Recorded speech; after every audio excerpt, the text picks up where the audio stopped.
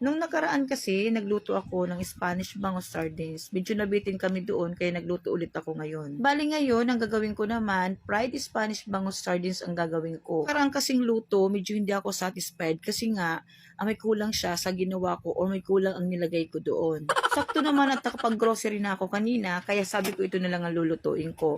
At gusto ko rin talaga subukan itong aking non-stick pan na bago. Charot. Kaya ito na nga ay una natin gagawin. Kung nakita nyo kanina, nilagyan ko ng asin at paminta yung bangus. Hindi ko na siya binabad sa tubig kagaya ng dati.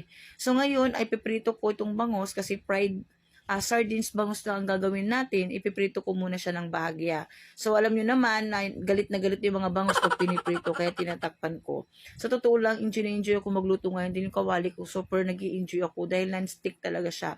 Hindi talaga siya dumidikit, promise. Ay, nakakatuwa, pero marami akong kawali na hindi ko pa ginagamit. Pero dito talaga, guys, napasama niya ako sa trending ngayon. So, ayun na nga, nabudol din ako at napabili. Kaya kung gusto nyo, ilalagay ko kung saan ko siya nabili.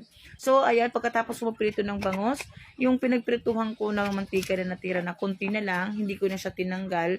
At nilagyan ko na nga siya ng carrots, and then buo na bawang, paminta, and then relish na pickles, and then naglagay rin ako ng olives, tapos naglagay ulit ako ng pickles na hiniwa-hiwa, and then meron akong dahon ng laurel. Ayan, pagkatapos ko nga lagyan lahat ng mga sahog doon sa pinakailalim bago ko ipatong itong ating pernito or itong pernide na bangos. So, inaayos ko muna siya para hindi ko na siya galawin at timplahan ko na lang din dito sa ibabaw. So, ayan na nga, nung nakaraan, kulang talaga yung mga sangkap na ginawa ko. Wala talaga akong olive oil nun kasi hindi pa nga kami nakakapang-grocery. So, kanina, ng grocery ako, medyo nakabili na ako ng kahit papano ng olive oil. So, charot lang. So, ayan, maglalagay pa rin tayo ng carrots, and then paminta, and then syempre yung ating buong bawang, and then maglagay tayo ulit ng olives, and then yung paminta o laurel pala, ayan. Tapos naglagay ulit ako ng pickles na relish naman, and then naglagay ulit ako ng pickles na hiniwa-hiwa na. So, hindi ko alam ang tawag dyan, nakalimutan ko. So, ayan, ilalagay mo lang at papatong mo lang dyan, at maglagay tayo ng siling labuyo para may kunting anghang. Asin. So, asin, lagyan natin yan. And then, ito na nga yung oyster sauce, ilagay natin dyan. Tapos, ilagay mo lang yan dyan lahat. Wag mo nang huli-huliin para hindi madurog. So, ayan na nga, nakabili na tayo ng olive oil. So, kompleto na yung ating mga sangkap na nilagay dyan ngayon.